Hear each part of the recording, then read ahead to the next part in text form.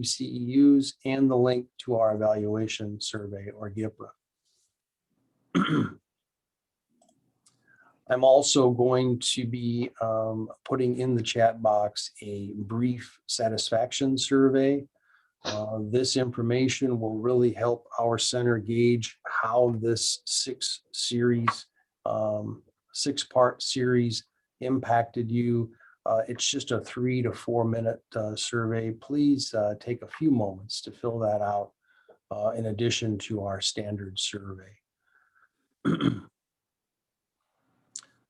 And then at the end of today's event, we will also share a link to, as I said, to our evaluation survey, our standard GIPRA survey.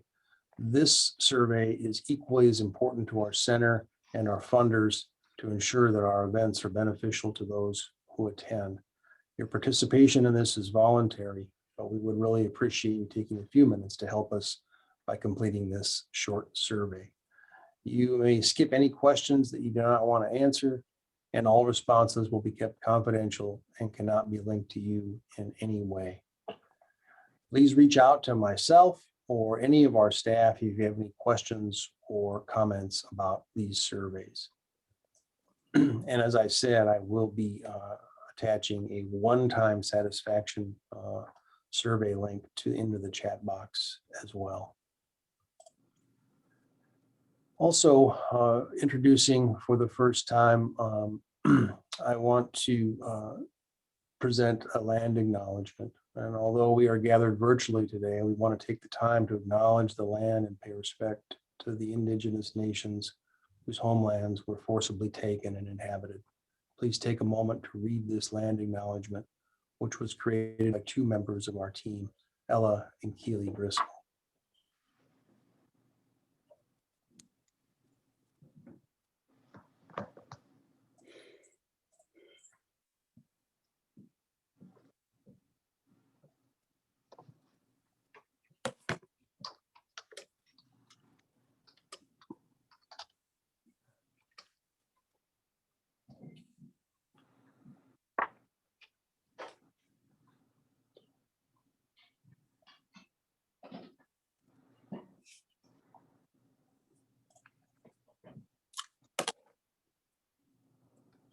Thank you, girl, you too.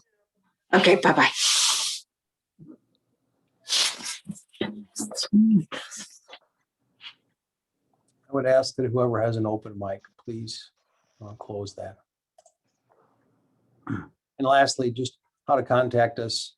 I have included Sean Baer, our co-director's contact, Ray Daw, one of our senior consultants, and Dr. Dan Foster, also one of our senior consultants.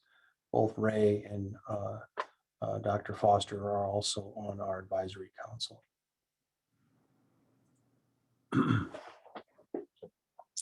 So with that, I would like to relinquish the floor to Shirley to open us with a blessing.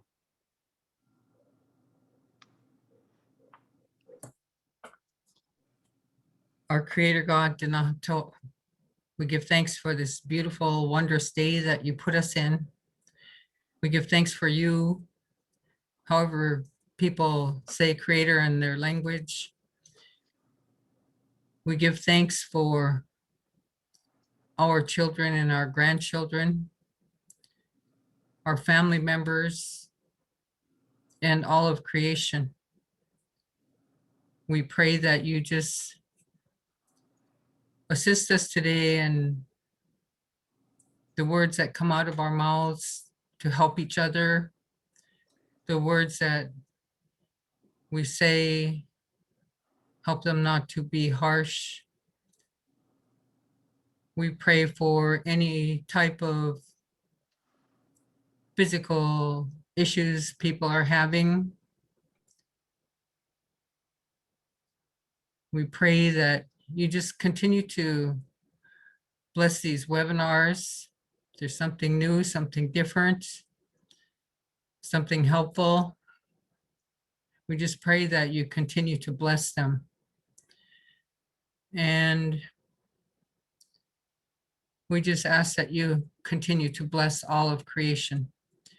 In the name of Dina Badina, I pray, amen. I say amen. Thank you. Anabasi Shirley, I appreciate that. Uh-huh. And I think Ray Daw was going to provide a song. Ray?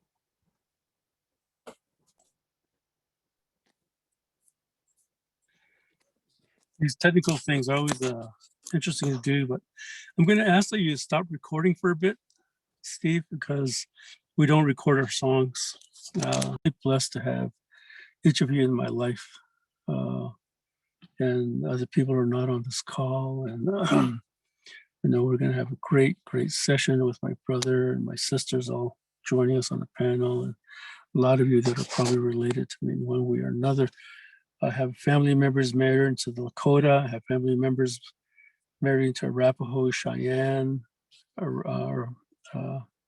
Apache, different Pueblo tribes in New Mexico. So many of you are related that way also by family. So yeah, thank you very much.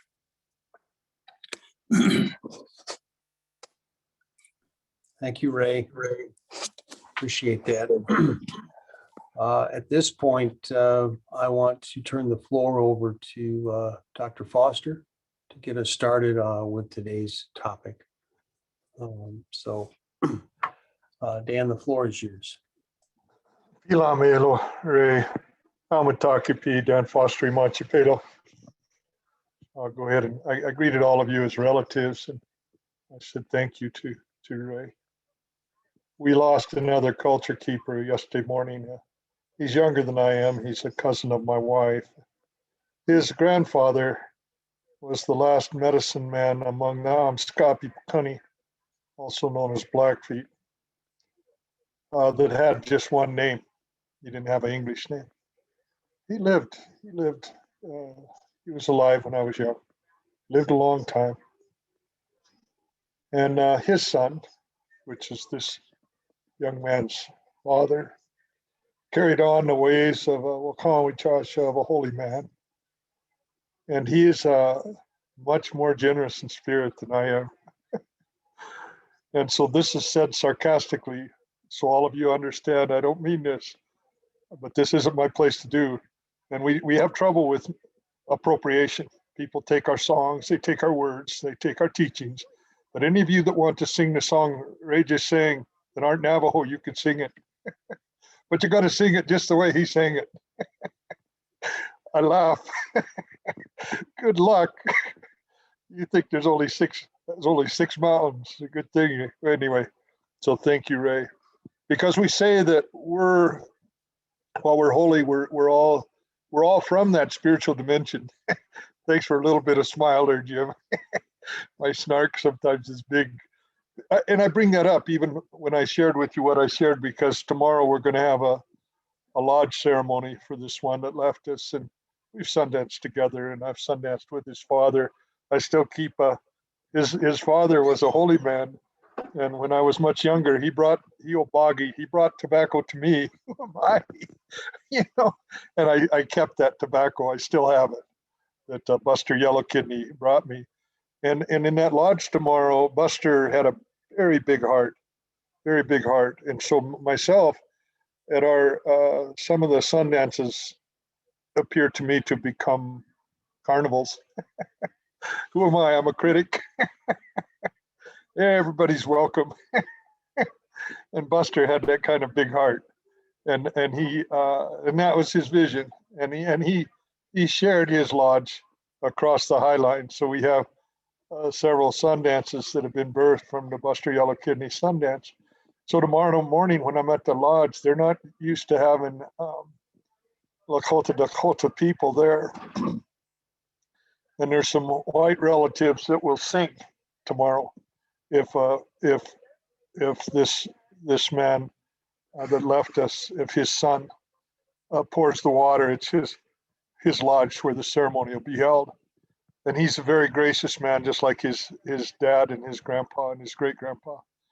And so these other folks will sing, and they're going to sing in the language that I know, and they're going to butcher the songs. And I'm confident they don't even know what they're singing. I'm confident they don't know what those songs even mean. I'm saying something to all of you, but I won't say anything to them tomorrow. I will just listen. And when it comes my turn to pour the water, I'll pour the water. I'll sing the songs properly with understanding. Because even as Ray was trying to translate, I'm trying to think of all the ways that I can't translate. Not because I don't understand the words, but because there's no English equivalent. English strips things down. English reduces things to objects. English takes away from the energy, and see, our songs are energy. So while we're sacred, my wife is we're common people. It's awesome to be a common person, but the songs are sacred. So while we're holy, the songs are sacred, and the songs move. They change. They change the energy. They change the energy within and through us. They change the energy where they're not even heard. These songs are sacred and they're powerful. I don't know if they're sacred and powerful for those that don't understand them. I don't know. I don't have an answer for that. And so at our Sundance, we've stuck with the original vision of the bundle that goes, the altar that goes with our Sundance now for a long, long time. Becky and I raised our kids there. We had one young man that married into our Tioshpai, married into our clan.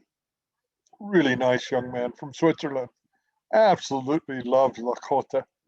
He took he'd drive his combine and milk his cows, and he had a dairy farm in Saskatchewan, and he would listen to Lakota tapes. And he got he got to where he could speak Lakota better than English because he's from Switzerland. So he speaks Belgian or whatever he speaks over there. But he got pretty fluent in Lakota, better in Lakota than in English. But he would chop the wood for the lodges, the sweat lodges and stuff that'd be going on during Sundance. And he wanted to come in. And for years and years, being the loving, nice guy I am, I said, no way. He wasn't born Lakota. He married Lakota. His kids are Lakota. They're welcome. He's welcome to be a helper, but he can't come in. So I nixed that. Finally, my younger brother, who was our intercessor for our Sundance, we don't tell each other to shut up in Indian, but in English, he would have said, shut up. But he didn't say that. And he said, we're going to let him in because his heart's pure. And so I figured Tom had paid him some money. He gambled, my brother. That's the one that left us in August. I don't know if Tom gave him money. And when Tom said to us, does it hurt? And we said, no, it doesn't hurt. And we stand up when we get pierced, and he staked out. Those of us that hook up at our Sundance will go in the second round. We won't eat after Wednesday night. We'll all have a meal together. We'll go in to the Hochokoakan, the sacred circle. After dark, we'll have a sweat. We'll wipe off. If you're not done with your ties and done with your prayer ties and prayer flags and things that we're going to put on the tree, we bring the tree in. We put the tree up. We're not going to eat now for 4 days and nights. We're not going to eat anything. Only thing that'll cross your lips is if you happen to vomit. And we'll stand and we'll be pierced. We'll be pierced the second round. After the first round, we'll bring the pipes into the Hochokoakan, into the sacred arbor. And second round, we'll hook up. And we'll stay hooked to that tree. If the Wakian come, when the thunder beams come, and they will come, we'll have lightning dancing around us. We'll have hail. We'll have horrific, awesome rainstorms. And so why people would want to do that, I don't know. But if they don't dream it, I don't think I'd go out there. But and we'll stay. And many times my nephews have cried, and my own sons have cried and said, Uncle, Dad, we're not strong like you old timers. we can't do this. We're going to die. I said, well, you come out here to die. You come out here to die. That the people will live. What do you think we're doing? You think we're this is a powwow? So if you come out here and die, I honor you now, son. I honor you. I love you dearly. Because what Ray said is we're sad when ones leave us. When they leave us, they leave some of themselves with us. So my relatives that have left us, I carry them in me. Those that aren't born yet, my descendants that aren't even born yet, they carry me in them. They're not even born yet. And they're part of this Ochokawakan. They're part of this sacred circle. And so my friend that I dearly loved him, but wasn't willing to let him come dance with us, he laid down to get pierced and he kicked his legs like a bicyclist, like an Olympic bicyclist. He blew on that eagle bone whistle. And part of our stoicism is we show no pain, period. We just show no pain. But do we have pain? Of course we have pain. But there's also endorphins. There's other things that happen. Those of you that have sundanced, there's also feel good that goes with it. These are my loved ones here that came to listen. This is my niece. This is my daughter. And so I thank my daughter and my niece for joining us today. And for the next 4 years, Tom staked out in the middle with us. I bring him up because I came to love him. He became a dear, dear brother, and he remains so. He sold his dairy cows, and he has a buffalo ranch now in Saskatchewan. And these songs are powerful. These songs are sacred. We're part of the sacred. We're spiritual beings on a physical journey. Collectively, we reflect Creator. There's no one listening today that's closer to Creator than anyone else. No one. There's no one listening that's closer to Earth than anyone else. No one.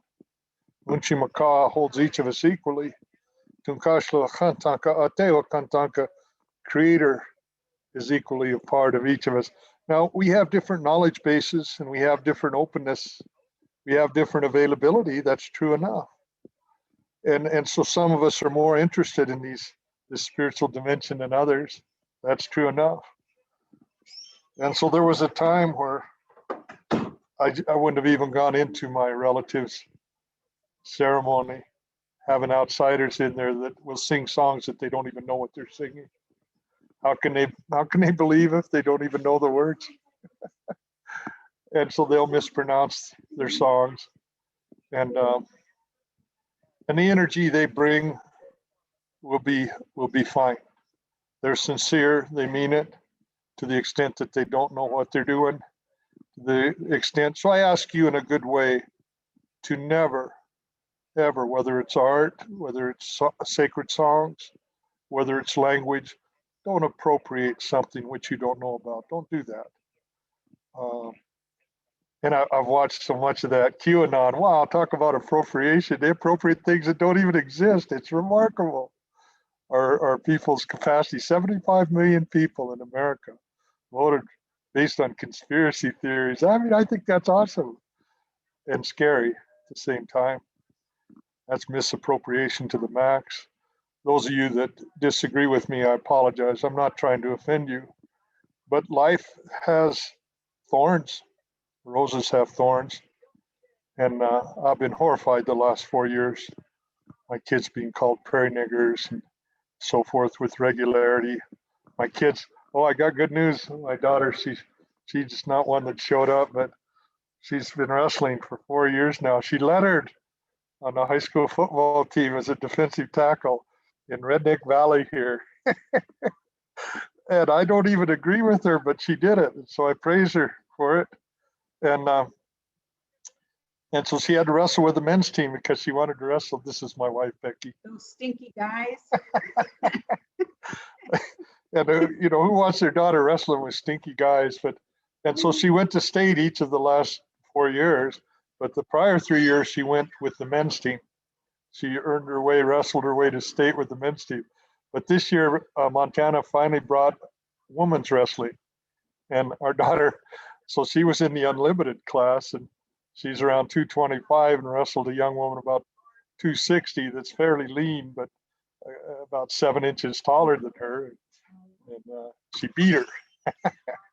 And so our daughter won the state championship, and she's going to nationals in Iowa. So I'll be out in Iowa City, in a suburb of Iowa City, in 2 weeks. So if any of you want to come and put on a face mask and social distance and root for my daughter, I'll arrange to meet you while we're there. And so I wanted to put a shout out to my daughter, Oma Shtewi. First light of day, before you can see the sun, but already there's light. That's first light of day woman. That's what her name means in English.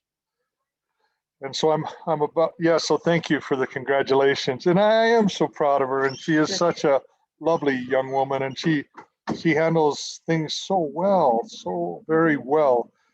To us as an Indian person, it's awesome to be real, to be authentic, to be genuine. It's awesome. And our daughter, I like our kids as well as love them. How fortunate am I as a dad to have kids that I like and I love. And so I give thanks to Oma Shtewi, to my daughter. And with a name like that here in Redneck Valley, and with everybody around us, our dogs have been shot. We've been threatened horribly with horrible threats and so forth. And my daughter's completely a part of the team, and completely, even though politically, I put a picture in my Facebook of my nephew's Buffalo Ranch, and they have a white poodle, a standard poodle, sleeping by one of their giant buffalo bulls. And I think that's a wonderful picture, as we can come from different places and we can have different worldviews and be different sizes, and we can still coexist as people who love life, as people. And so what I wanted to say, and I'm about to wrap up and open it up to the other panel members and those listening, what I wanted to say is that when we speak of sacred, and when my brother Ray spoke of us being sacred, when I said Matakipi, I said I greeted you as relatives, And so while we probably only have 6 degrees of separation, all of us, we made up all the racial stuff, but we've reified it enough now that it's real, and we've made it real. But we made it all up. We make this all up. You're making this all up. None of this. It's real. This is real, but you're making yourself up today, and you're remaking yourself and remaking yourself and remaking yourself. We call that development. We call it maturation. We call it aging. But you'll continue making yourself up till that last moment.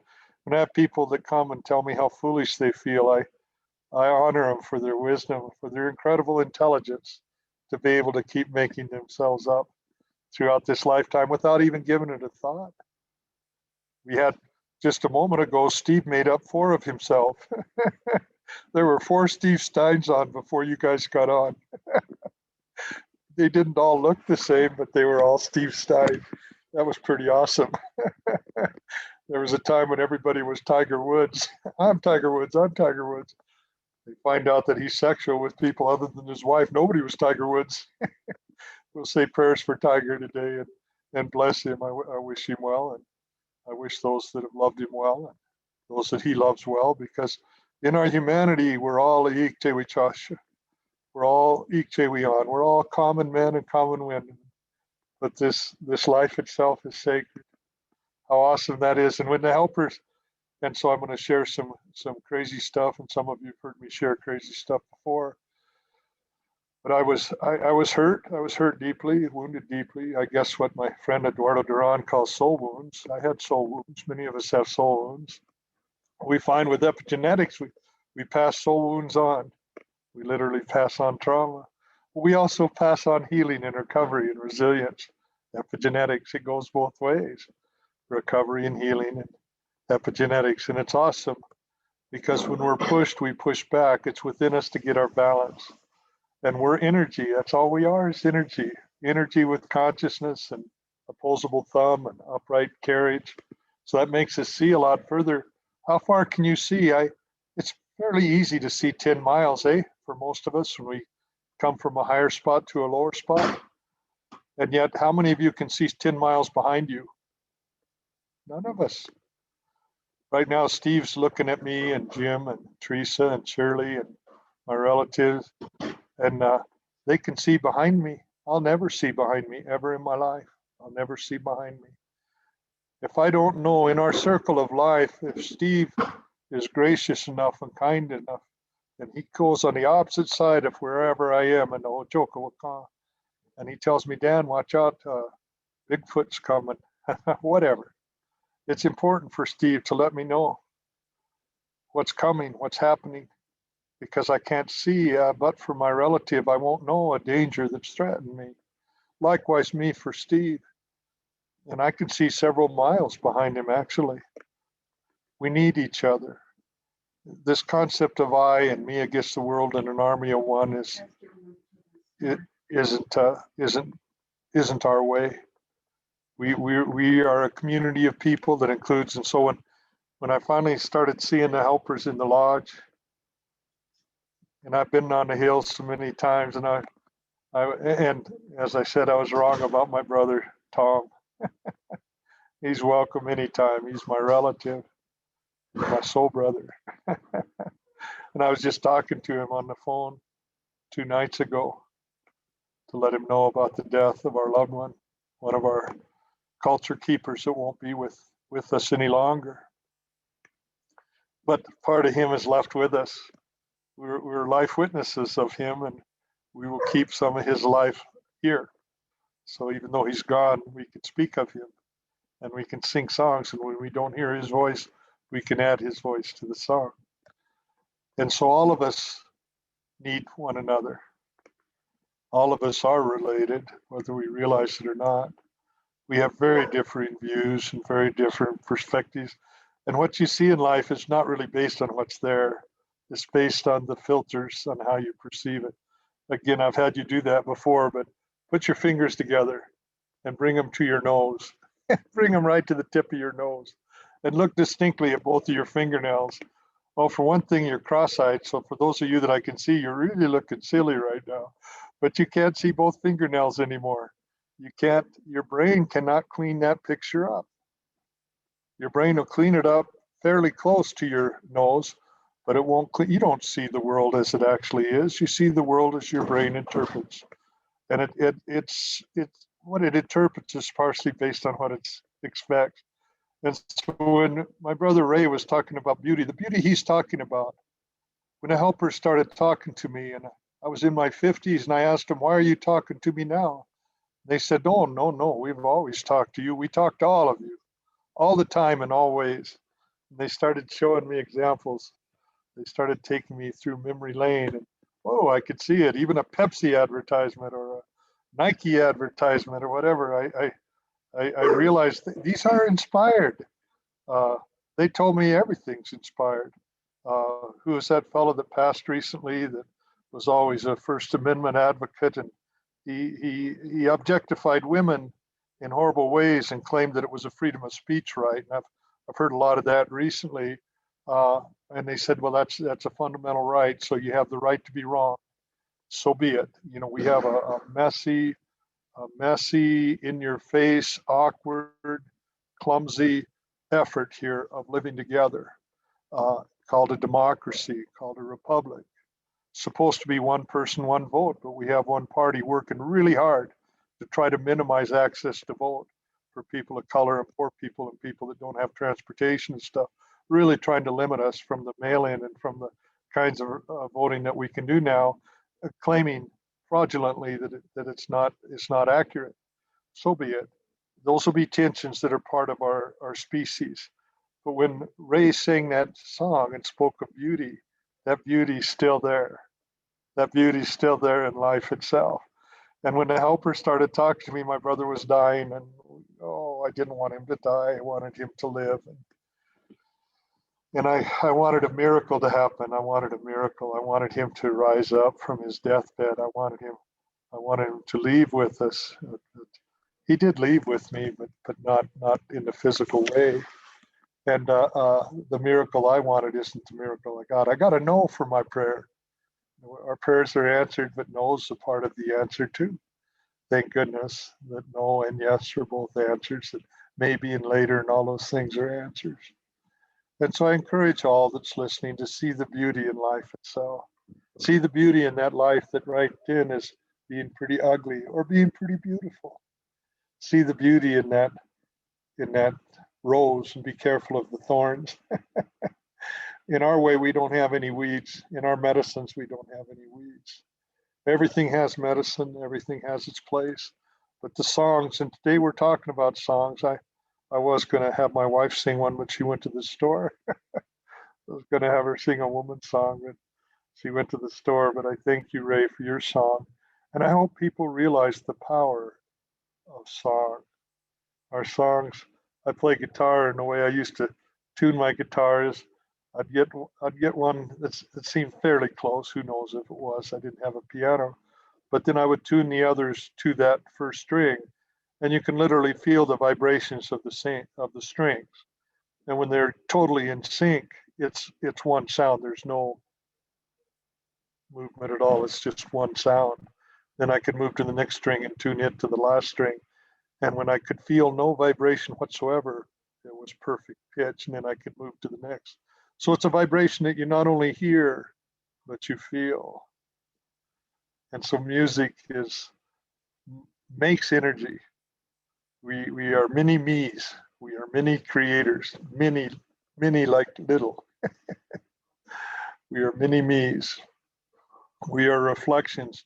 And we don't just channel creator. We affect creation. We can destroy creation. We can protect creation. We can inspire creation. We can kill it. We are a remarkable species. And of all the species we might have the most mobility. I don't know. Are we the smartest? It depends on what you're measuring. Dogs live in a world of odor that you and I will never ever touch. And yet their world is exploding with information to them that we don't even have a clue about, as we quietly fart in a corner and then go somewhere else, hoping nobody followed us over there. Dog will bust you. He come right to you. So wash, all over. We try to tell our kids, try to get them out of their pajamas at 3 p.m. They've all gone feral on us. And so I send my love, I send blessing, I send peace and good thoughts. I hope that as Ray sing, I hope that you felt some of the energy of that song. And no matter how hard or how difficult. And so when my brother was dying and I'm going in the lodge and the helpers are telling me that everything's perfect, that's not the right word in English. Nothing was perfect. My brother was dying. I wanted my brother to stick around at least into his 70s. My brothers, most of them didn't even make it past their early 60s. I miss my brothers. I miss them. My younger brothers died first. I miss my younger brothers. Really, Casey? One of my sons died many years ago. I miss my son. And yet he lives in me. And my brothers live in me. My grandpa lives in me.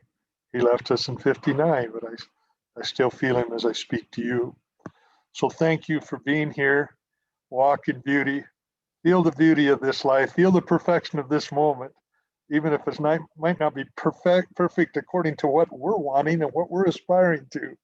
Don't lose the beauty of this life itself, the positive and the negative, the hardship and the joyous times.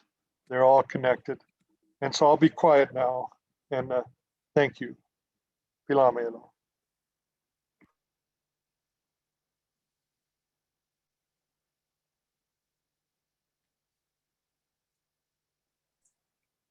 I'm going to open the floor up to the panelists or others if they have comments or Get thoughts. off the computer. Shut up. This is Shirley. I always feel like I'm at a support group meeting when nobody speaks. You know, how we're all sitting there waiting for the next person to speak and seeing who's going to seeing who's going to speak up, and it feels like I want to speak, and then it feels like, nah, you better not. You don't want to be second.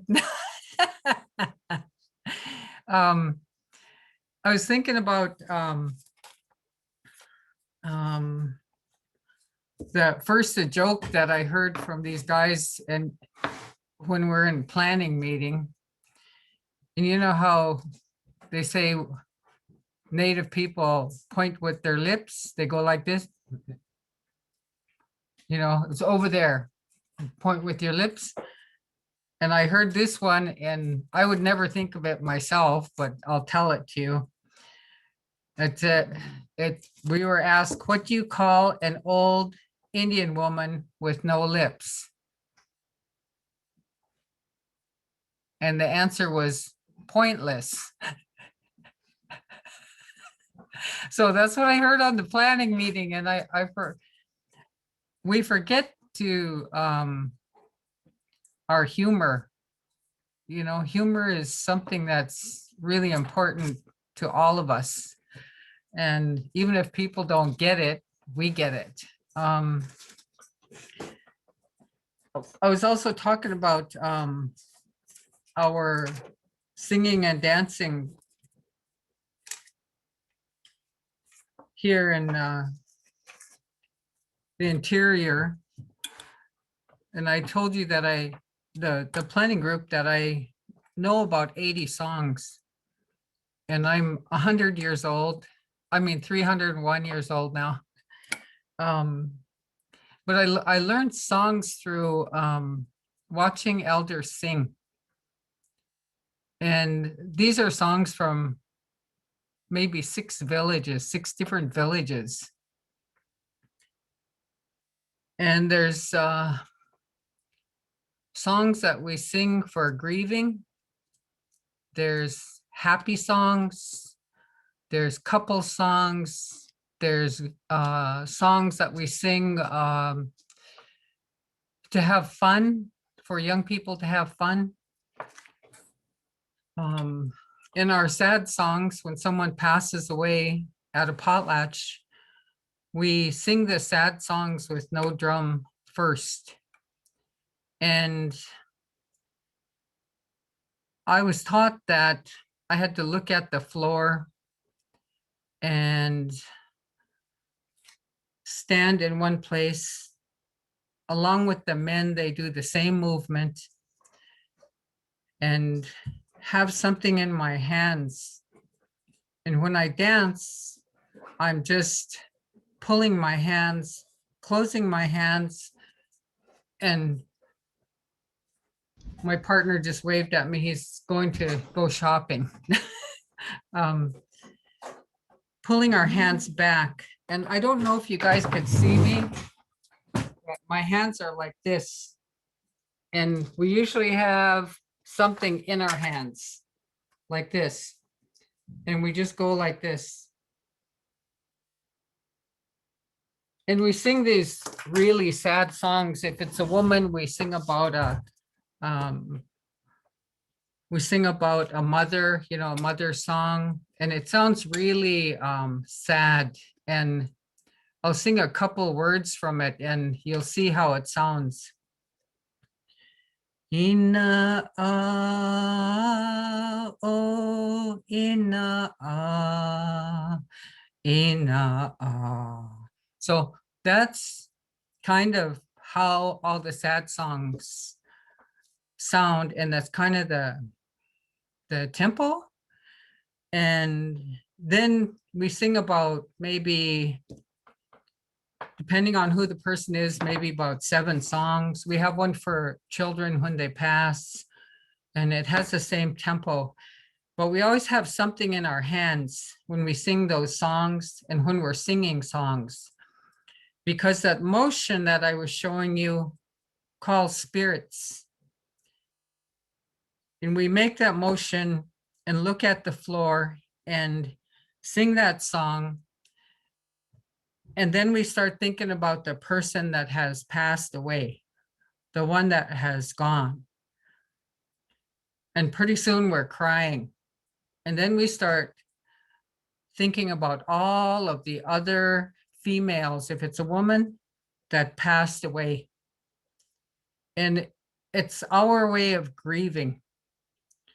So we sing those songs, and then we sing songs, little faster songs without a drum. And then pretty soon out comes the drum. Out comes the drum, and we sing faster dance songs.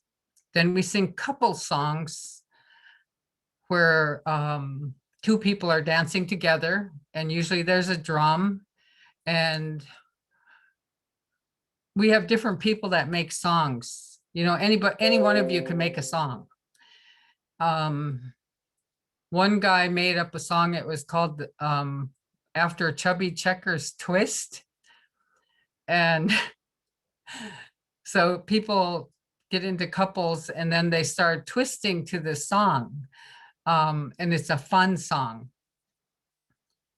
And there's another song, it's like a slow dance song. I don't know if you guys know what two-step is, you know, really slow two-step. So it's like slow dancing. And you know, pick a partner. And then there's songs that are for young people. There's one, they call it, I've always heard it duck dance, but the boys, young marriageable folks, is that how you say it? Single folks get on one side, all the women on one side, all the men on one side, and they dance toward each other. And when they come together, they go between each other all the way to the other side. And then they turn around, and then they dance back. And I always think that they get to look at each other and see if they're interested in anybody.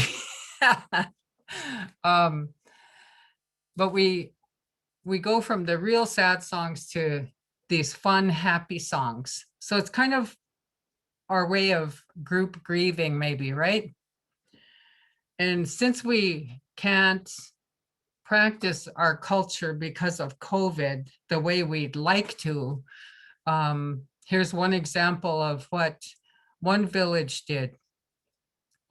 Somebody passed away in their community, and an elder lady, it was one of her kids. People went to her apartment building here in Fairbanks, and they stood outside while social distancing, and they sang potlatch songs while she was up on her balcony. So that's a very innovative way of carrying on the culture. We're doing things like me, our family, our mother died in 2017, in April of 2017.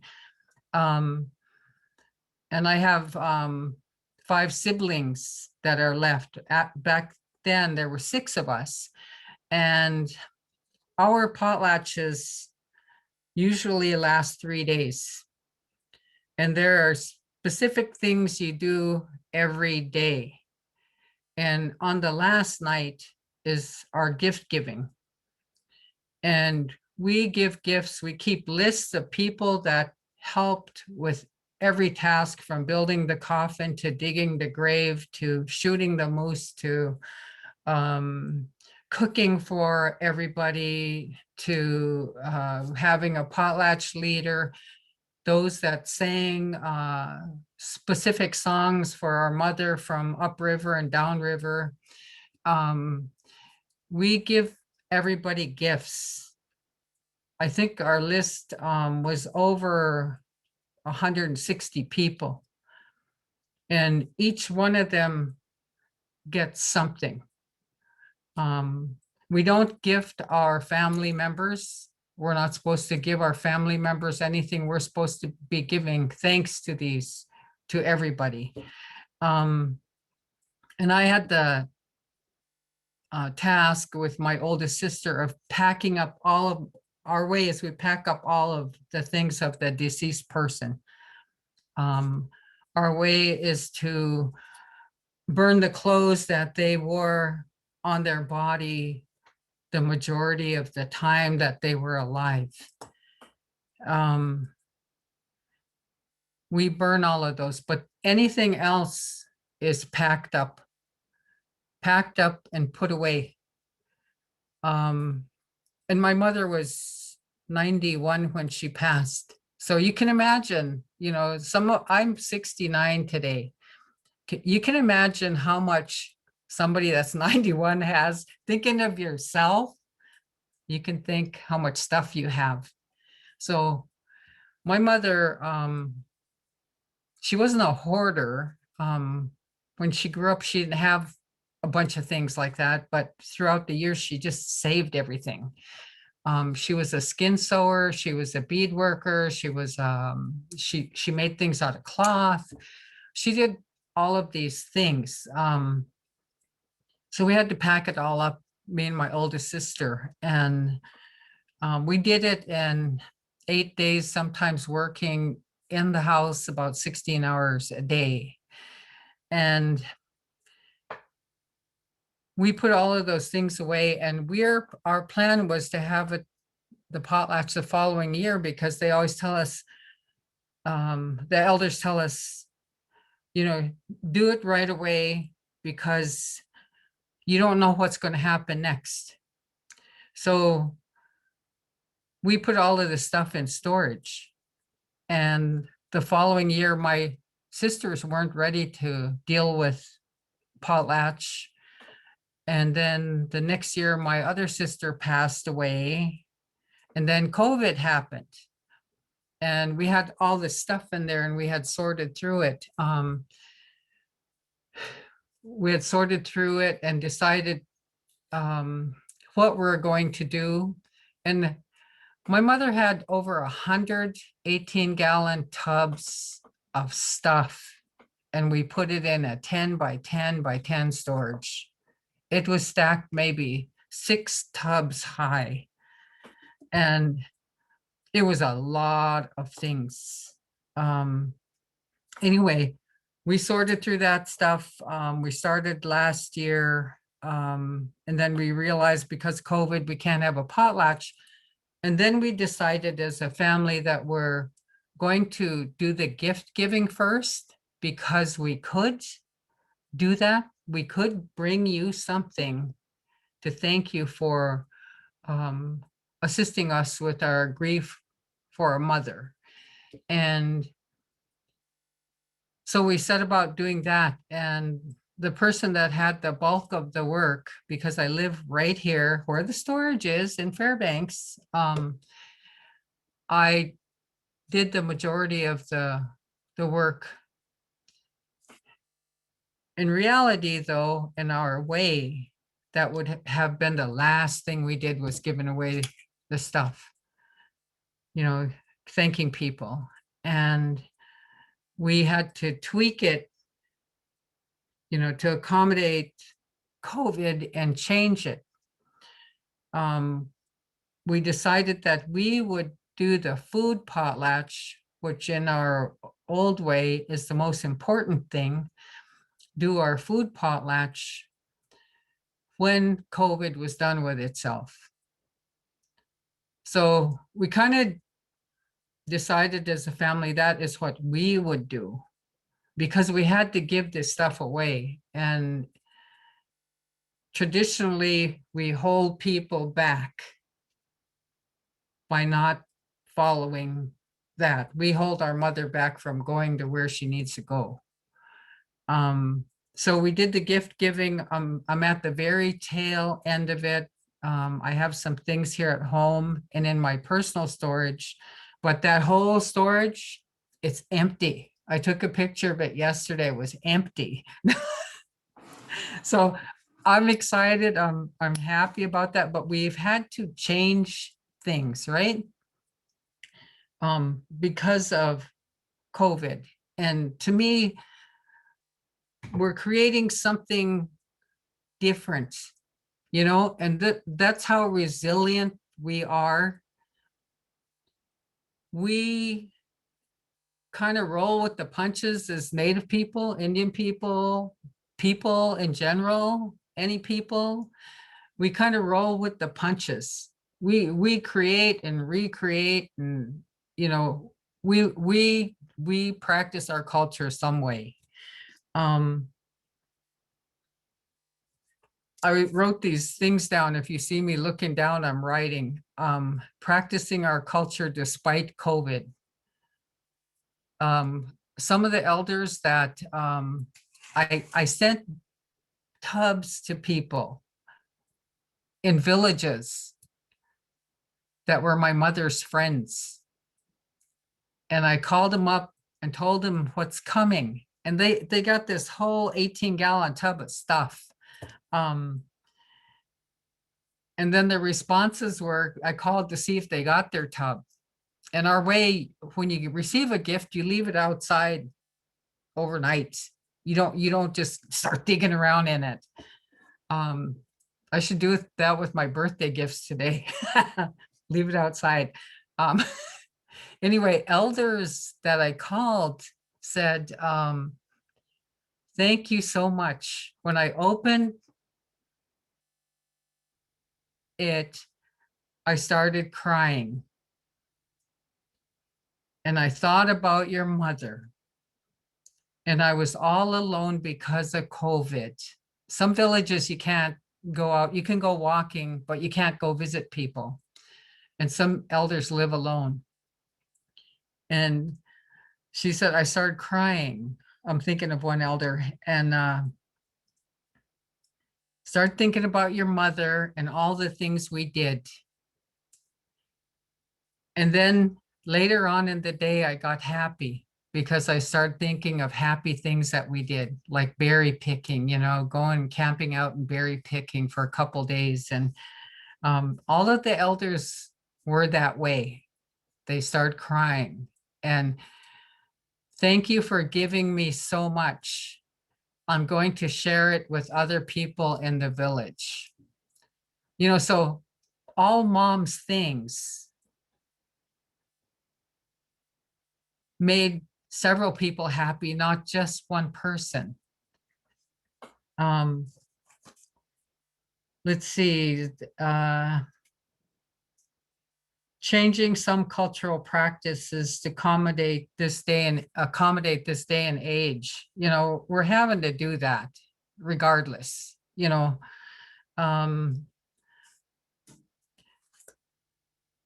Continuing family celebrations, like, you know, today my family will honor me by cooking and, you know, bringing me cake and ice cream. That's kind of a new thing for our people. When my mother was a young girl, she doesn't remember celebrating like that. And I was thinking about language. Somebody was talking about language. An elder man up here, one of our leaders, he's the late David Salmon from Chalkitsik. He told me when I was sitting with him one time that language changes every 20 years. Every 20 years, because we get new speakers that are more fluent in English, because we all speak, not everybody, I mean, we all pretty much can speak English. But it changes every 20 years. And then, you know, while I'm doing this thought process about how resilient we are, we all come from indigenous people somewhere. And our forefathers and mothers never spoke English. If you go way back, generations back, and we all had to learn this language. My mother was the first one that really had to learn this language and go to school. I'm second generation having to go to school. My kids are third generation. My grandchild is the fourth generation. My mother was the first person to graduate from high school in this education system. And she learned the English language. She still spoke her language when she died. She was a teacher of the language. But this is how resilient we are. we learned another language. We speak in this English language. And I'm pretty fluent in it because I want to say I've gone to college. Actually, I love to read. I'm crazy about reading. I could read anything and enjoy reading. But this is how resilient our people are. And then I thought about how,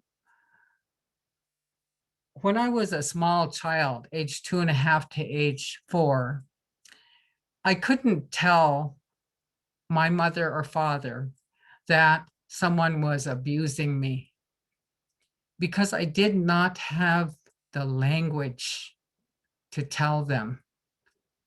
And I numbed out for many, many years until I was age 35 and got clean and sober. I was I had jobs all the time. I was a functioning person, and recognized the pattern that I started. So that helped me to quit with help. I mean, I went to get therapy. I went to an outpatient program. But going there and getting clean and sober, the issue that popped up was sexual abuse. And I had to develop in my mind the words that were going to come out of my mouth because I was remembering this abuse. So in different professions that I've been in, I've also had to learn a new language, develop my way of understanding whatever it was I was going to do, like counseling, behavioral health. I was a drug and alcohol counselor. I did all kinds of things in my 300 years, my 100 years, my 101 years. But, we're very resilient in that we can put things into this language that wasn't ours in the beginning and help people make some sense of it, help them to see a picture. But anyway, I'm sorry for babbling on and on. I just think a whole lot, and I appreciate all of you, and I hope I made some sense, and I hope you have an awesome day in life, and just make beautiful memories while you're on the earth here with those that you love. Anyway, Anabasi, thank you very much for listening to me.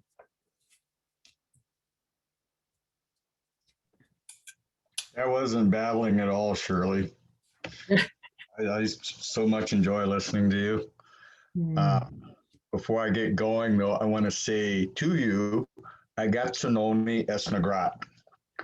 That is how we say happy birthday in Cayuga. It means I am happy you were born. Oh, thank you, Anabasi. Now I'll introduce myself.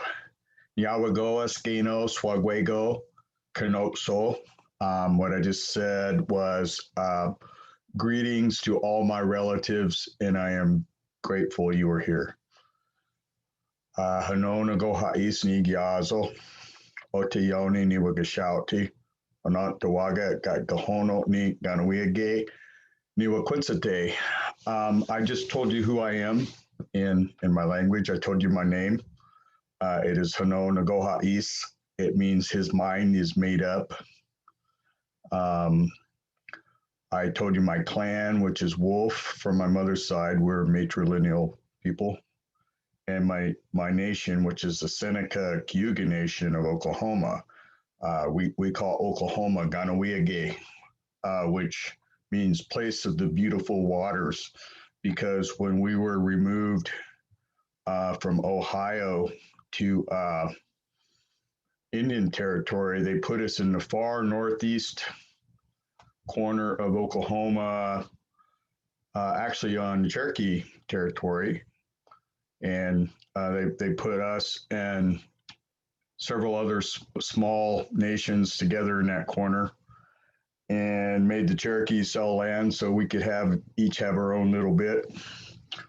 And they put us on what's called the Grand River. And so apparently at that time, this was before Pensacola Dam and Grand Lake was formed. There were rapids or something there, so we call it the place of the beautiful waters. And when Pensacola Dam was built in the 30s as part of the WPA project, about half of our lands were flooded, and we had to relocate our cemetery and 2 ceremonial grounds because of that. So that's a little bit about history of where I come from. And I just wanted to comment real quickly. I don't want to take up a bunch of time. And I've talked about this before about how resilient and adaptive our people are to, changing times. I've talked about in the past, that this is not the first time our way of life, our ceremonies, our way of being has been disrupted by things like a pandemic or genocide or warfare. And we are very adaptive people, and we've been that way since time immemorial. Circles I run in, we talk a lot about decolonization. And when a lot of people think that means we're going to give up our modern ways, go back to living in teepees and longhouses and what have you. And that's not at all what we mean. We mean it starts with our mind, is to decolonize. And, to be able, we've always adapted new technology, copper, glass beads, cloth, hate to say it. That's right, Sean. Hate to say it, gunpowder, firearms. We've always adapted, and one of our people, a great scholar named John Mohawk, wrote about that when he's got a great book called Thinking in Indian, and about how we adapt to new technology, but we keep our minds as who we are, basically. We keep our minds as what we say, Onkwe people. Now, we refer to ourselves as that, and it means the original beings, but we also refer to all the original people of Turtle Island as the Onkwe people, and we had different names for the different nations in the chat. We are related linguistically to the Cherokee people. At one time, they lived where my ancestors lived, and they went south to where they are, where some of them still are now. And we have actually in our oral history, we have that in our oral history of when the Cherokee and the Tuscarora went south. So, and our word for Cherokee, I cannot mention it, or not mention it, I cannot remember it. It basically means cousins. So, and there are ways that are like us. I've been to grounds, Cherokee grounds in Oklahoma, where during a certain point during the night, the speaker would come out with their wampum and tell the story of their wampum. We do that. And Shirley mentioned a duck dance. We have a duck dance. It's one of our social dances. If you go on YouTube and just you have to search Iroquois, and Iroquois is a derogatory word. It means enemies or snakes, kind of like same as Sioux. Sioux is a derogatory term as well. And but if you go on YouTube and search Iroquois duck dance, I think you can find it. And it's basically a social dance where we do all our dances counterclockwise around the fire. And the men will dance together in pairs, and we hold each other. I don't know if you can see, but we join together like that. And then the women will dance in pairs, only they're going clockwise. And at a certain point in the song, when the singer changes tone or pitch, the men will stop where they're at and they'll raise their hands, and the women will run through our arms until the pitch changes again, and we lower our arms, and that's we keep score by how many ducks we catch, the women or the ducks. But it's one of our fun songs, and we have others too. We have an alligator dance that there's no alligators in our original. There's no alligators in upstate New York or southern Canada, where we're from.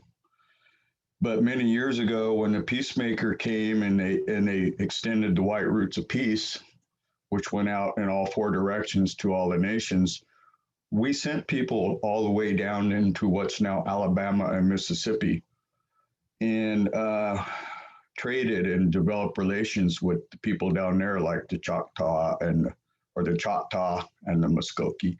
I try to use their names and not the colonized names. But we developed relations from them, and that's how we got an alligator dance, and we play lacrosse. They play stickball. They're both very similar. We call lacrosse the creator game, because when the peacemaker, after the Great Law was established and the Confederacy was established, we needed ways to settle differences other than war. So we started playing lacrosse to settle differences, and that's how stickball came about in the southeastern part of the country. They call stickball the little brother of war, I believe. Is that right? Somebody that might know. It's a little brother of war. Okay, yeah, I've heard some of my Choctaw friends call it that. And I'm a stickball and lacrosse watcher. My knees are too bad to play it, and those women would beat me up bad. So we have all these things that are very similar, but kind of different. And that's what I want to tell to people who might not know, who maybe mean well. There's no such thing as Indian culture. That's pan-Indianism has developed over time, and it has its place maybe. Like I'm working doing outreach in the urban Native community now, where a lot of us, due to, if you know anything about termination and relocation, we ended up in urban areas away from our people. So a lot of the urban people have maybe taken on ways that originally weren't theirs. And there's nothing wrong with that. It's kind of like what Dan was saying, I mean, when I was in Oklahoma, I go stomp dance on a Katua ground. And some of the Cherokee people would come to our longhouse and what have you. In fact, Shawnee, so it's very pan-Indian there. But I'm not going to go in the Sweat Lodge or maybe the Peyote Lodge and bring Haudenosaunee songs into it, because that would be disrespectful. So what I'm saying is, as far as appropriation goes, and I see it all the time. I was in a dialogue. I remember I worked in Oklahoma in a community mental health center, and one of my clients who was not Native was bragging about getting enrolled in one of the fake bands of Cherokee in Missouri, the kind that for $49.95 you too can be enrolled. And he paid to get a card from them, and he was showing it to me and bragging about the free stuff he was going to get. And I said, I'm sorry, bud, that's not worth the paper it's printed on. And I must say the look on his face was priceless. But I take offense at that. And he didn't know any better in a way, except that the myth is that we get free stuff. not knowing that the stuff that we do get, which is nothing really, is part of treaty obligation. So there's a lot of stuff that goes on that people don't know about. And one last thing, and I'll be quiet. Coming up on a year ago in April, right at the beginning of this whole COVID thing, my auntie had passed away. She made her journey. And I was reading the comments and listening to Shirley. Another ways we have been so similar in our funerary practices. My auntie had passed away, and we couldn't have what we do when someone passes. We couldn't even have a funeral service like most people would know, at the cemetery. But when someone passes, they'll bring them home, like to the grounds, to community building, and they'll be there for 3 days and 3 nights. And for 3 days and 3 nights, the women,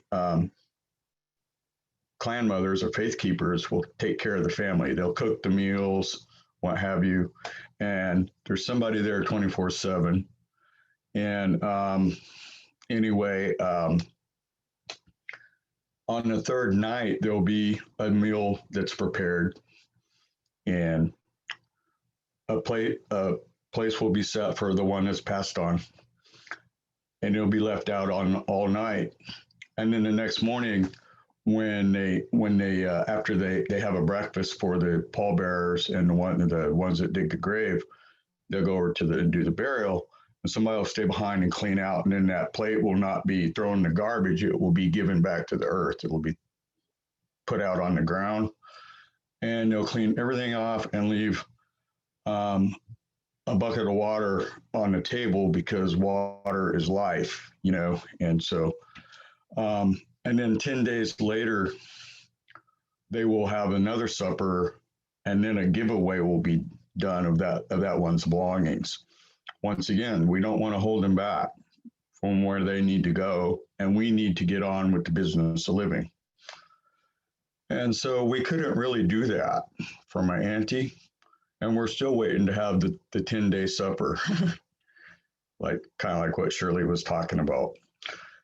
But in our Ganohanyok, the last line basically says that's the best I could do. And so I know enough of those practices. I know enough of the speeches and the songs that on the third day after my auntie passed, in the privacy of my own home by myself, I made a meal. I knew she liked beef and hominy. So I prepared some of that, set out a bowl for her, and cornbread. She liked that too. And when I was finished, we have the speech we say, and I smoked off with cedar, left that out all night, and the next morning offered it back to the earth, and left that water on my table although I was there all day. It's all symbolic. And but basically, where I'm going with this is, during all these times, in our, when we're being resilient, and this has made us learn or at least made me learn our ways in a deeper way, and it was the best I could do, which is what's asked of us. So, so I'm going to end with that and just say, once again, Yawagoa, big, huge thank you to everybody here. It's hard to believe we've been at this a year. I've gotten close to many of you, became friends, and actually, I hope that we go on with this for a while longer. I've got the full vaccination, but I think we're going to be doing social distance kind of stuff for a while yet. So that's all. Danato.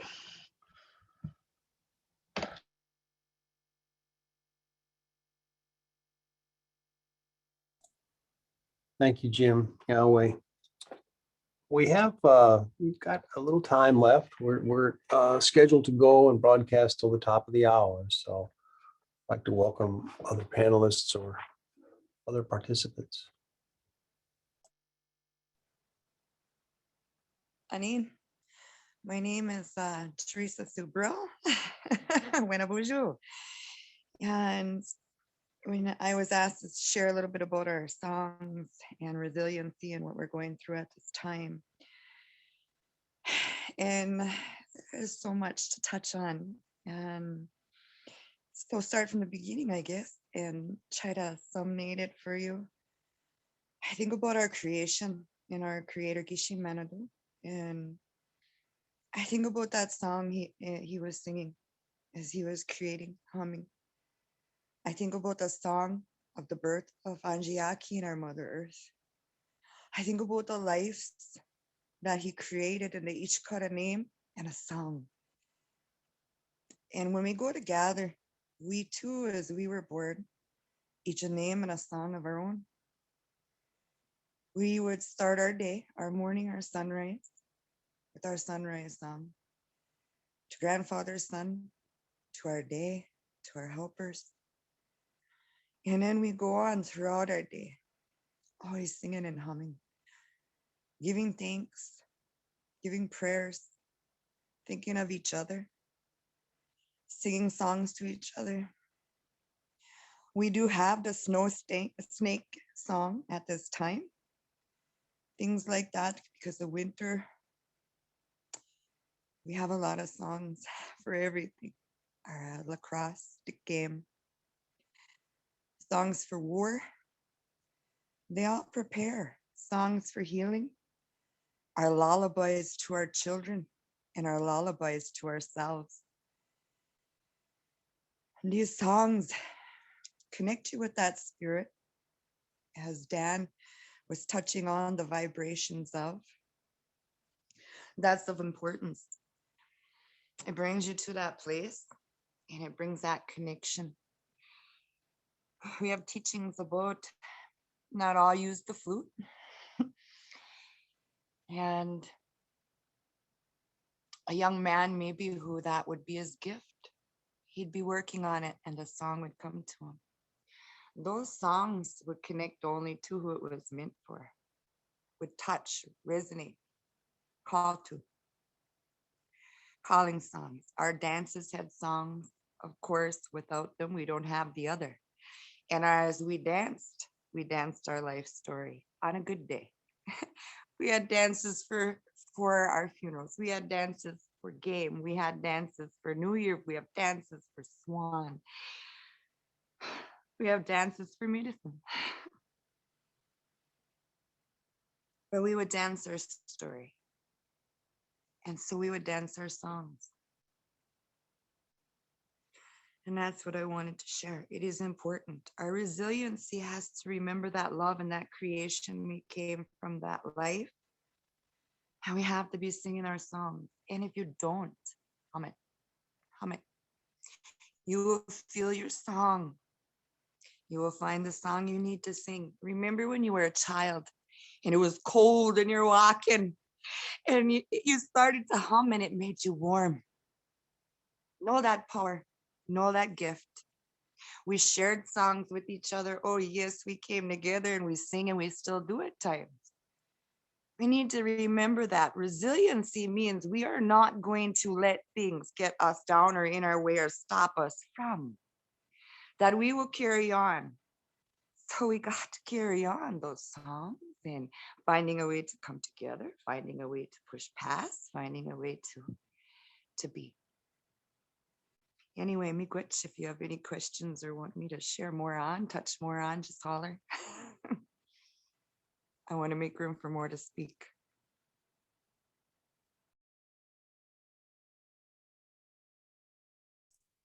Thank you very much, Teresa. Glad you're here. Open the floor again. We've got about 20 minutes, so we're doing okay. We want to save a little time at the end to have Dan close this out. I'd like to say a couple of things. It's okay. Okay. Um, so what I've been hearing in a undertone of something that I had sent the last one is treat others' existence as important as sacred. And walking that path, you will allow yourself to become in that sacred space too. That you will acknowledge your right and your ability to be here as sacred, as important, and as an individual that's part of the whole. So being able to acknowledge others in this way teaches you more than just resilience. It teaches you an aspect of living that no one can teach you, that you have to teach yourself. And you have to learn to listen, to be able to hold yourself accountable for your own actions and hold people to theirs without doing it in a way that shuts them off to you. Finding a way to share that sacred space allows you to be in that space. And so I appreciate you all for being here, for sharing, for doing these things and listening to all these people and being able to share this sacred space. And I really do appreciate, the teachings that, when the spring comes, we will see the light again.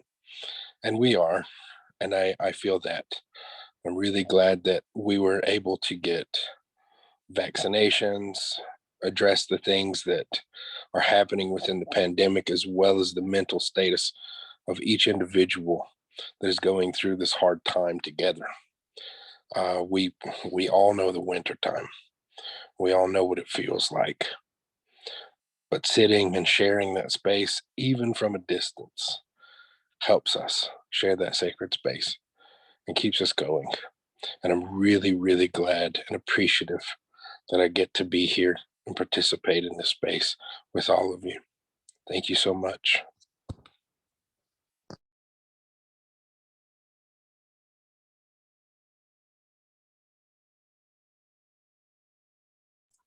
Thank you, Kiawe.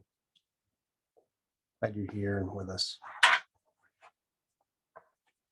Other panelists or participants are welcome to speak.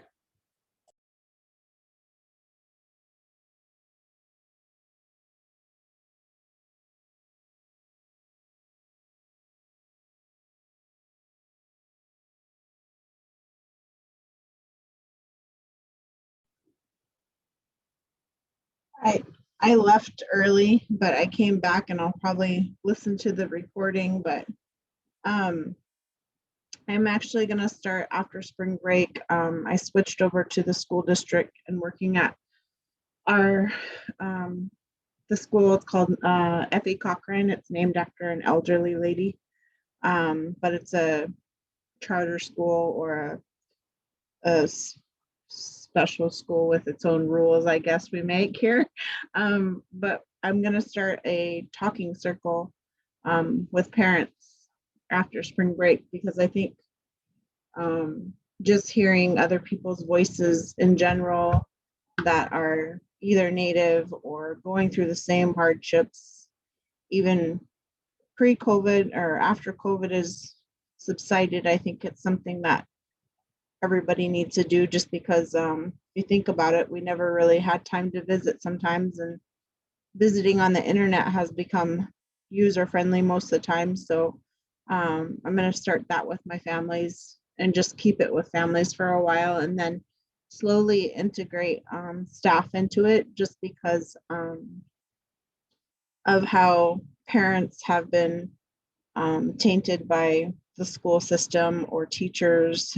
They have those old wounds from when they were raised, or their trauma that they went through as children. And growing up here in Fairbanks, they go through the racial stuff. So I'll slowly integrate teachers and then probably other people from the community to do it with us also, just because I think they need to, parents need to be heard, and so do staff members. So, because there's a lot of loop-de-loos in a child's life, and whether those loops get filled or not, I think we can close the gap slowly but surely. So that's my passion after. And then also, I'm also going to be making gloves with the kids, beaded gloves. So I'll be doing that, being busy and making what we call, I call them dummy strings, but they were actually strings for trappers that were attached to their gloves, and they will put them, they'd be able to wrap them behind their back. So when they were needing to use their hands, they could. So, but I call them dummy strings because I like to lose my gloves. My grandma's gloves that she made me, they've come back to me, I would say a few times. So I need dummy strings on those. So I've got a lot of goals after spring break, but I enjoy these meetings, just or these talking circles, just to hear you guys' voices and wisdom. Thank you. Thank you, Tisa. It's good to see you. Don't let your mom stay up too late celebrating tonight. She's gonna go to bingo.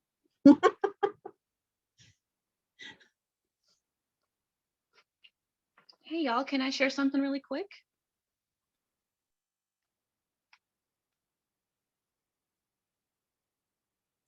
Yes, Terry, you have the floor. Thank you.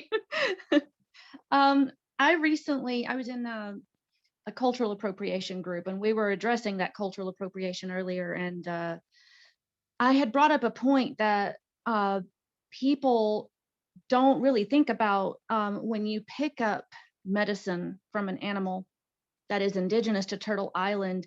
You're picking up that medicine, and if you're not paying for it, you're going to pay for it later. You're taking away that balance. That when we pick up medicine, we harvest the medicine and we give a gift for it, and we say our thanks and we say our prayers. And I was kind of bringing that awareness to people, and it was actually very well received. A lot of people open to learning that perspective and understanding that when they take feathers of an indigenous bird or any medicine that is indigenous to Turtle Island, that they, if they don't understand what they're doing, they may be causing harm to themselves, to the rest of us. I really feel like that balance is so off kilter in nature these days because of colonization.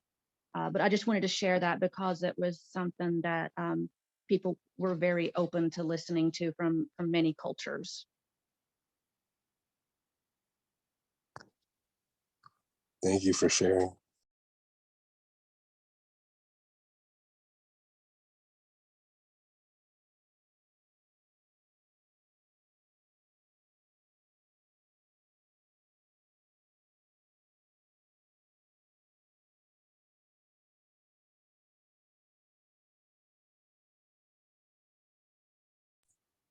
Some good comments coming through on the chat. We have time for another share, and then I think we'll turn the floor back over to Doc Foster.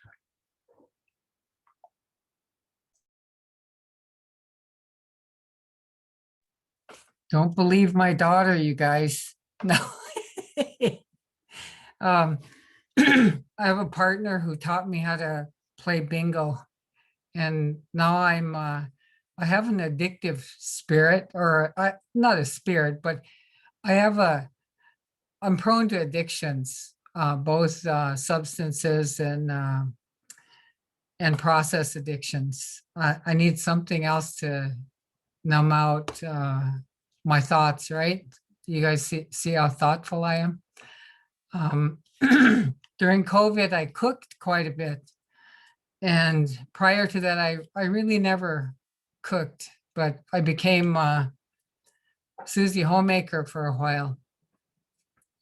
Then I realized, well, there's two other people here. They can cook too, or they can clean or whatever. I don't need to do it all. So I used to be addicted to bubble gum. I actually buy the 300 pieces of double bubble, and I could chew probably 20, 30 pieces a day. And then my teeth started falling out. my fillings started falling out. So I prayed, I actually, prayed to the creator that he take away that urge for me to chew bubble gum. So I'm down to maybe, if I chew any, it's about 3 pieces a day, if I chew at all. And some days I just forget. So, what you pray for, a creator is going to grant it. You just have to pray for it. But it's really good to spend time with you all, sharing cultural things and just seeing you all. And someday I hope to see you in person somewhere, once COVID's done. I really enjoy these talks. It's like I'm in another place. I'm on this computer, but I'm in another place. Your conversation takes my brain somewhere else. So Anabasi and Terry Lee, thanks for speaking up. Speak up more. We need to hear other people. I know all of us have great, wonderful minds and great cultures. I was going to say too that and you might have heard me say this before, I'm Athabascan. That's a word given to us by somebody else. To my people, I'm Tony Zagaltsi. I come from the middle people. We're matrilineal people. And middle of the river people, middle of the Yukon River people is what I come from. But I'm also, I got to honor all of me. According to the blood quantum system, I'm part Swede. And if you break it down like the government does, I'm 1/4 Swede. And I never learned prejudice anywhere when I was young, because I wasn't around those kind of people and that were prejudiced, because it was this, small communities I was in. The only difference I saw in people was there was a man without hair. And I remember when I was a little kid and I said, "Ha ha, you got no hair." And I was a small child back then, but that was the only difference I ever saw in people. And when I grew up, I had, my folks were sent on BIA's relocation plan. They wound up in East LA, California. And everybody at the school I went to thought we were little Eskimos. So we became little Eskimos for 3 years until we got to come back home. My folks would have been stuck out there, but a social worker friend asked my mother if she wanted to come back to Alaska. If she could go, would she go? And she said yes. If I could take my husband and my kids. I don't know if she thought they were just asking her if she wants to leave everybody. She was pregnant with twins at the time. But even in grade school, even in high school, middle school, I didn't really know a difference between people. It was when I personally went outside of Alaska to go to a voc tech school. My probation officer at the time wanted to have an exit plan for me when I turned 18. And she found this Madera Employment Training Center in Madera, California, for me to go to get my GED, as well as to learn a vocation. In my vocation, I wanted to be the best receptionist. I saw a Inupiaq lady who was just an awesome receptionist at our Fairbanks Native Association building. And that was my dream job. She was so nice and sweet and kind to everybody and helpful. And that's who I wanted to be. But I wound up in Madera, California, and I learned about I guess there are atrocities that were done to Native people from all over. We call it the lower 48 or outside of Alaska. And I learned about that. And I got a little, not a little, I got very, very PO'd. You guys know what PO'd is, right? About what had happened to people. Prior to that, I didn't have that understanding. And I came home really mad. And then I started looking at our people and the things that were happening to our people and what they did to our people. And I got mad there too. But I had to come to terms with my being part Swede. I don't know where it is in me. I mean, my height, maybe somebody said I have a European jawline, whatever that means. But I realized that I had to deal with this prejudice or this feeling inside of me. And then I realized I couldn't be mad at non-native people because I'm part non-native. You know, I got to embrace this whole thing here where I don't get to be what the creator wants me to be, right? So I just love every part about me. And I want to go to Sweden. I want to see where my great grandfather was from, where my grandfather came from. And that's my dream. Maybe when I turn 70, I have the mileage. I can go, but COVID's stopping me. But I do want to go to where he was born and where my grandfather came from. And I know all about my family here. It's that part of me that I want to learn more about. So anyway, I can't kick me, right? I'm part Swede. Anyway, Anabasi, I'm sorry for going off on tangents, and hope you all have again, wonderful life and great day, amazing day, and just take care. Anabasi. Thank you so much, Shirley. We are at the top of the hour, and I want to honor everyone's time and turn the floor over back over to Dr. Foster to close us out in a good way. We'll please take some time to fill out the surveys if you have a chance post-event, and we'll contact you via email to give you another opportunity to do that. Thank you, everyone, for attending and being part of this event today. Dan, the floor is yours. Oh, everybody, I told you, I don't know if you've seen my tall, dark 15-year-old son. He's big as me and all muscled up now. The boys and my daughter have been lifting weights. But he decided that him and I were white when he was young, and he would tell Becky, and in the summer we're all dark, but he would tell, he said, "Dad, we're white, aren't we?" And she'd tell him clean his room, and he'd say, "We're white, aren't we? I don't like Indians. Do you like Indians? I was telling you, clean your room, clean your room." And I realized when I talked to you earlier that my distrust was based on hurt. It wasn't based on purity of thought about Sundance. It was based on fear. And I find that men, we tend to hurt others when we're afraid. We don't admit fear. We'll admit anger. We'll display anger. But we have difficulty sometimes acknowledging fear. Fear and hurt are certainly part of life. Certainly things that can cause us to lose balance and cause us to push back. And so I really believe in balance, and I believe these songs bring balance. And so this song, some of you that come to Lakota ways, you've heard this as a piercing song, but that's actually not the origin of this song. It is how it's used. But this is it's a doctrine song, and it's a healing song and a wellness song to restore balance.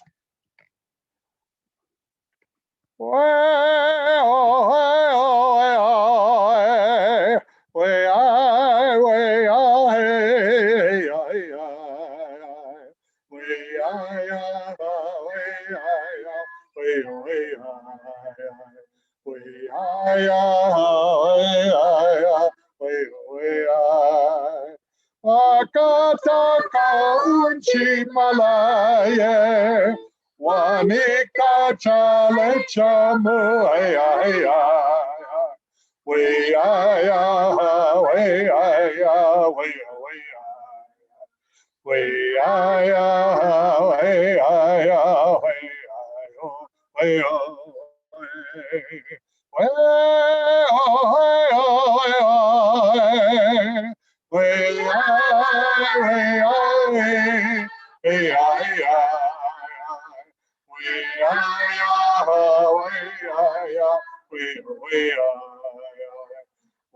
Yahweh, Yahweh, Wakataka uchindalaye, wanikachale jamu,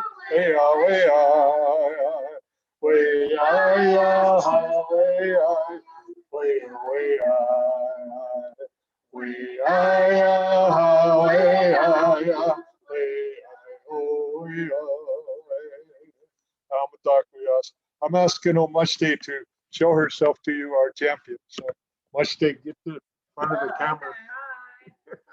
Thank you, Mushday. All right, thank you, everybody. Doksha, Akewachi King Tape. Later, till our eyes meet again.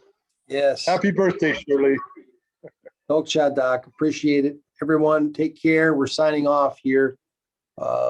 Be safe, stay healthy, stay connected, and we'll see you again.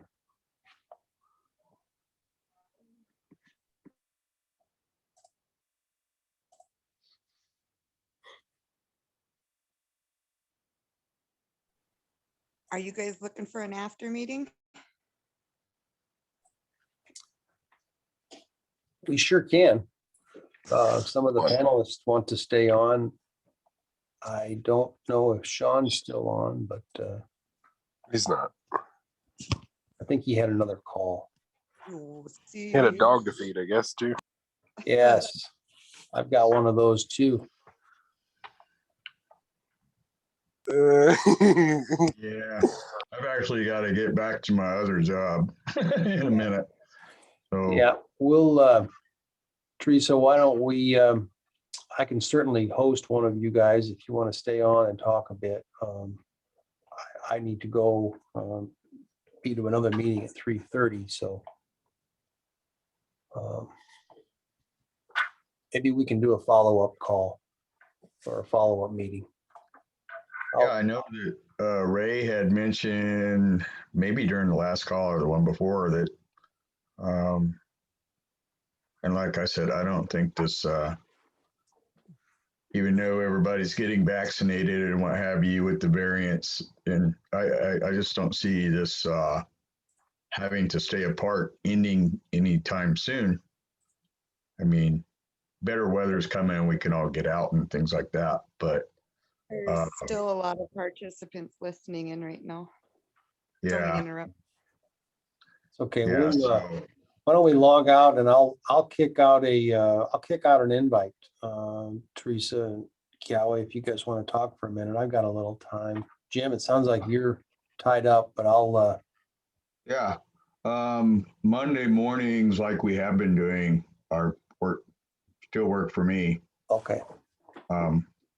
But I know that Ray and I think Dan maybe had mentioned something about another series or something for springtime or something. Humor, I think we were talking about doing something around humor or the use of humor. It's still in the Yeah. works. I can, people tell me I need to lighten up all the time. I can always use the humor. So, Well, I'll talk to Sean, and maybe we just we can do a post meeting, and talk about maybe the next series, get that dialogue going and maybe brainstorm some ideas. Let's do that. okay. Sounds good. That way we'll have everybody around the table, virtually, and we can go from there. Yeah, that would be good. I just had a work meeting before this and I was telling them I was doing this and so I was going to take a few hours off of that job and do this, but this is also a very important part of my personal self-care, I guess you call it. So I've grown rather attached to y'all. So Yeah, Jim, you're like a bad penny. You just keep turning up. yeah, not going to get rid of me too easily.